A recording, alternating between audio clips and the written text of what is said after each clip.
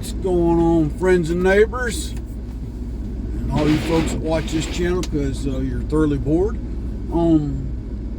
It's friendly neighborhood old soldier coming at you again from a cold, frosty morning here in Robeson County, North Carolina.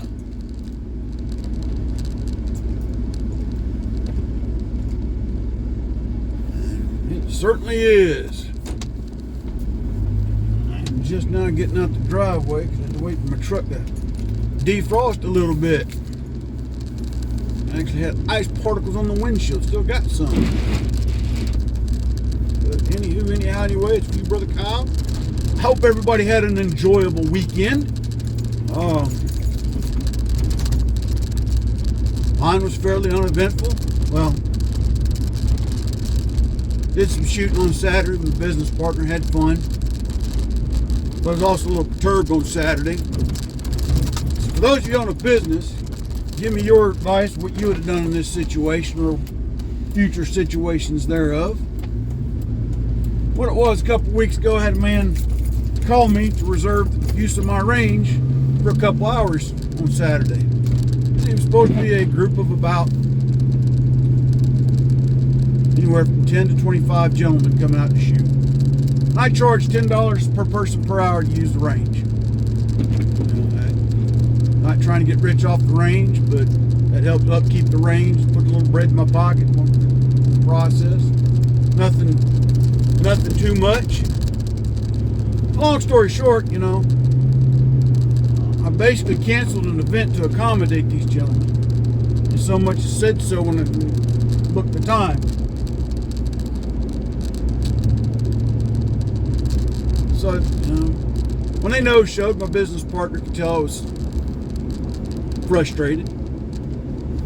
He said, "What's wrong?" I told him, "Yeah, I'd be mad too." He said, "Have you thought about just starting to charge a deposit?" I said, "No, I normally don't do that." He said, "Well, as much as you don't really want to do it, you probably need to consider doing it with large groups of individuals. I think that's going to be my policy going forward." And his suggestion was half of whatever the amount is. In other words, if it's 10 people for 2 hours, that would be $200, so $100 deposit. Regardless if they show up with a full 10 or not, that's what they've locked in for. That's what they're obligated to pay. So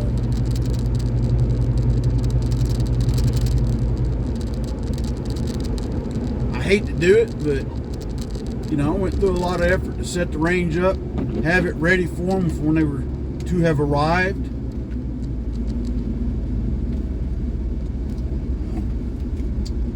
And the worst part about it was a man I gave my business card to at a gun store who was looking for a place to go shoot with his church group.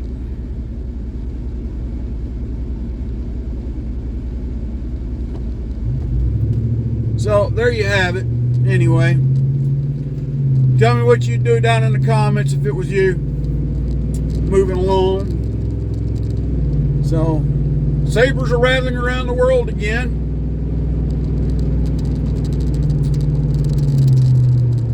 Yep. And we've got a buffoon in chief. Well, everybody knows that. The real question is, what's Obama going to do? Let's quit playing and dilly-dallying around the tulip field here, folks, and just call it what it is. This is Obama's third term, and he's about to screw the world over. And Joe Biden will get the blame for it.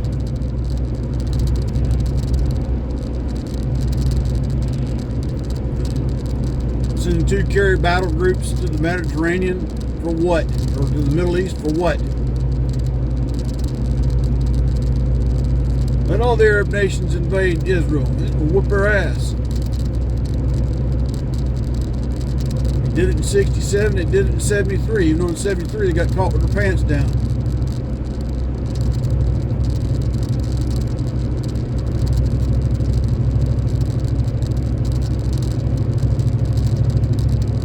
I think if we're not going to help defend Israel, let's get the hell out of their way and let them do their job the way they know how to do it. and anybody else that wants to do something about it, then that's when we get in the way and say, nope, let these kids on this block fight it out. It's like, things are in Ukraine. Who knows what's going on over there? The sad part is, I hate to say it, our Army's not ready for a major war. At all. I watched a video yesterday of a recent basic training graduation from Fort Jackson, South Carolina. And it was the part where they do their pass and review. These kids couldn't stay in step to save their life. They looked like absolute, pardon my French, shit. Absolute dog shit, what they looked like. Their uniforms looked like shit. Their marching looked like shit. And whoever their drill sergeant is needs to turn in his round brown and his pumpkin badge because he failed. Oh, soldier, you don't know what that drill sergeant had to train him on? I don't give a damn. That drilling ceremony is a basic foundation of good discipline and order in the military. I don't care what damn branch you're in. And it's more than just basic facing movements and how to do a hand salute.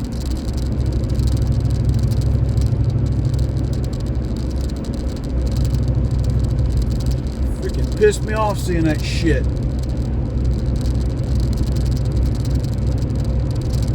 It was like they were just taking a Sunday morning stroll around the track, not even trying to attempt to march.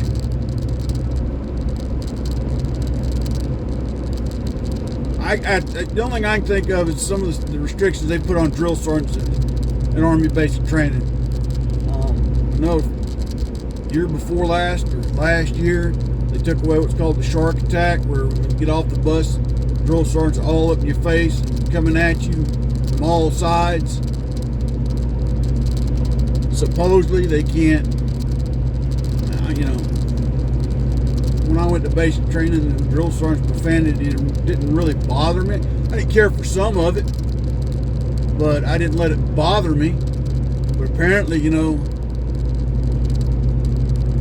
can't. Well, I can't. I don't know about the profanity piece. I've heard, and these are things I've heard from people that have recently graduated basic training, that they're not supposed to yell. Come on. I get hysterical, uncontrollable screaming and losing your mind. That's one thing, but, a very large inflected voice, i.e. yelling, I guess, at a private, if you will, for infractions, if you will, needs to be done. Their attention needs to be got. They need to be put in check and told where they're screwing up.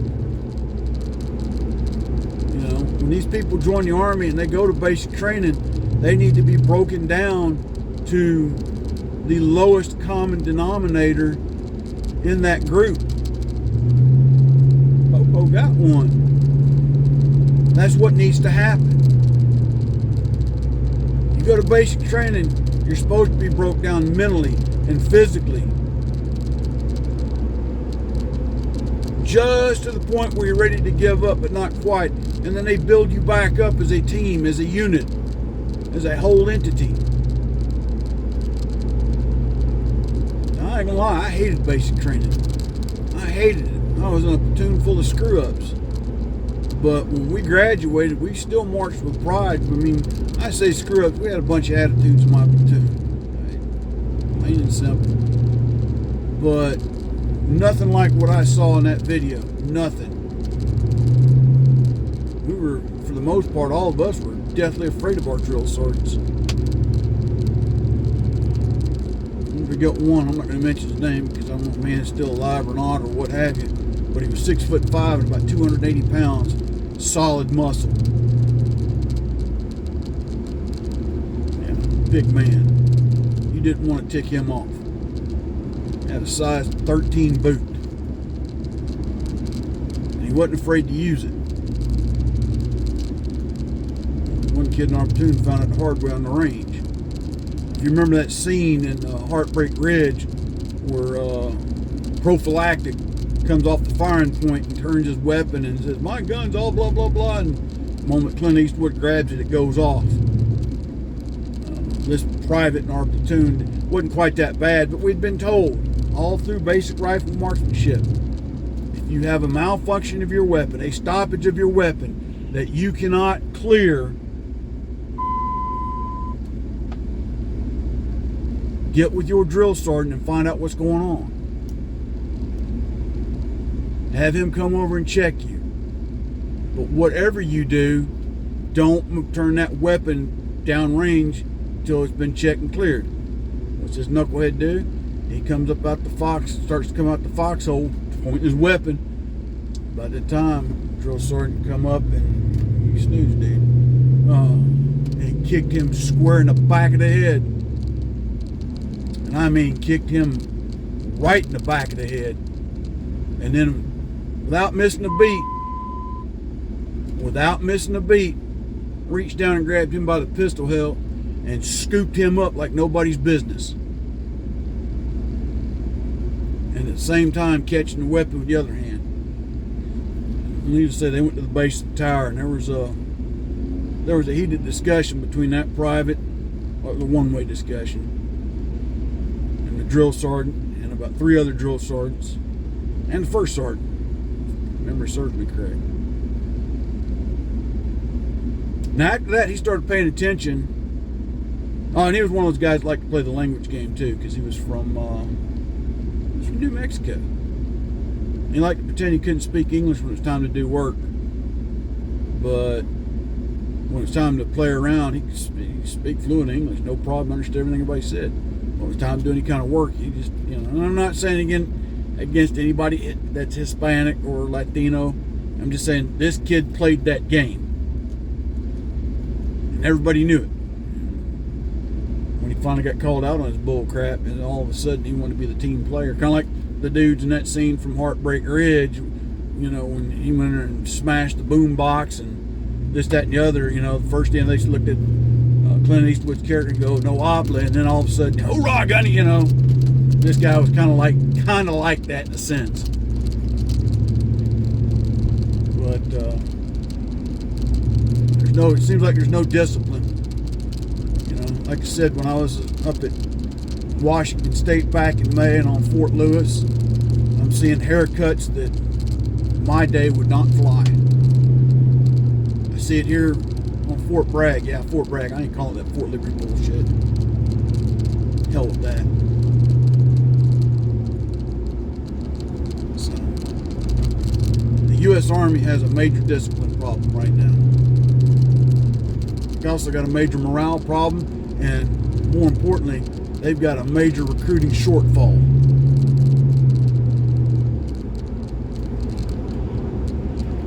Along with a lot of the other branches too.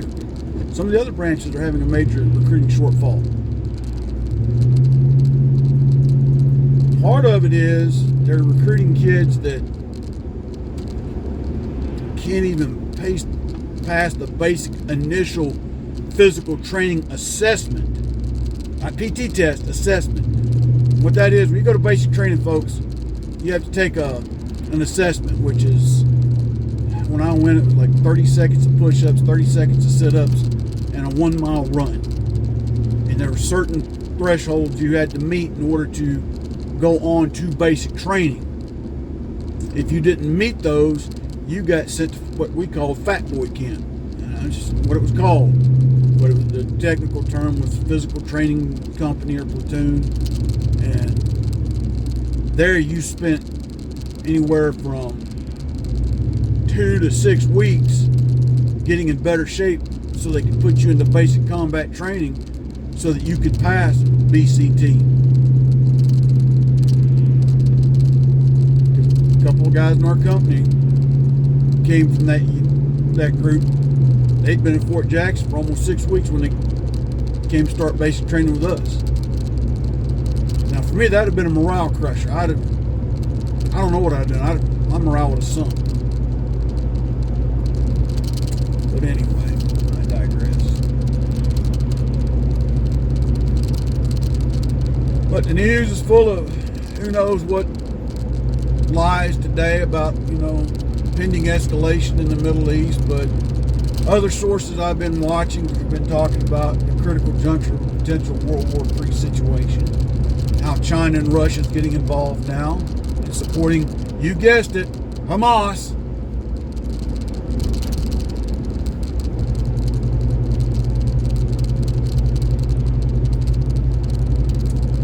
And I know some of y'all don't care for the Israeli government. That's fine. I'm not a big fan of the way they govern myself, but the people themselves. Now, and historically, now, let's really look at this. You see, Palestinians accuse the Israelis of being colonizers. Well, if that was the case, Israel would own Damascus today and Cairo if they really truly were colonizers, because at the end of their 67 and 73 war, they held more territory than they ever held before in their life after becoming a modern nation in 1948. They were only 30 miles from Damascus at the end of the 73 war. Okay? They had the opportunity in the 80s to probably conquer all of Lebanon if they really wanted to. But what they really did, they went up as far as Beirut to curtail the same people they're fighting right now, because they would go up into Beirut and infiltrate down into northern Israel and raise hell. And as I've told people time and again, Israel don't go around really provoking anybody. But when they are provoked, they have every damn right to defend themselves, the same as we do in our nation. And the media wants to paint them out as murderers or indiscriminate killers. There's only one or two news stations that are actually telling the truth about it, where the Israeli Defense Force has sent messages into Gaza telling the people either give up the terrorist caches and the terrorists or get out of Gaza because we're coming in. I get it. Well, what if they ain't got nowhere else to go? Well, you know what? Then give up the bad guys so they don't come blow your house up. It's that simple. Honestly, Israel could have gone in and taken the Gaza Strip years ago and kept it and turned it into a thriving port city to add to their economy. No, they didn't. They didn't. They wanted to. Palestine, you want that to happen. Because in 1948, when Israel got their independence from Great Britain, if you will, under the British mandate, they were basically given the crappiest areas of the region. Arabs got to keep all the good farmland. And just for the record, its population is 20% Arab. If you didn't know, 20% of their population are Arabs. Yes, there are some Arabs that serve in the Israeli Defense Forces and are loyal to Israel.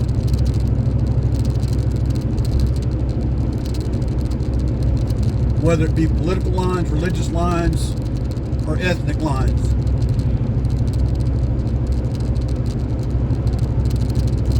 Israel has let them stay in their traditional homelands. Why? They don't try to blow up the Israelis every time you turn around. They've learned to live at peace with each other.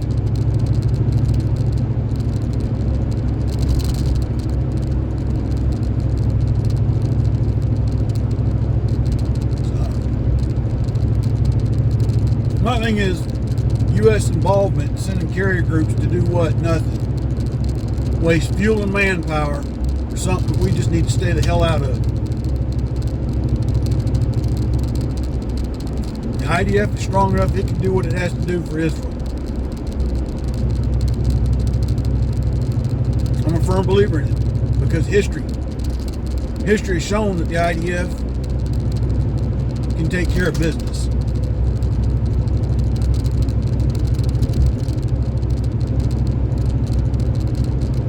But hopefully for the nation of Israel, this has been an eye-opener that they need something like our Second Amendment so that the people can truly protect themselves. But at one time, in some of the outlying settlements. I can't remember that one. It was 60 Minutes. It was 60 Minutes. Or it showed Israeli teachers in the schools carrying M4s.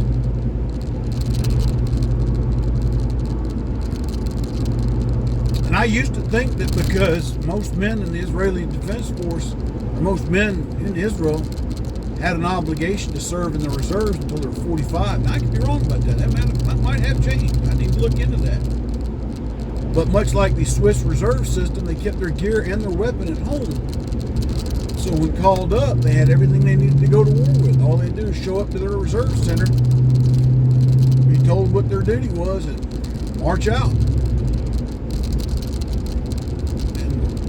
And it was that system that saved their bacon in 1973. When they were attacked.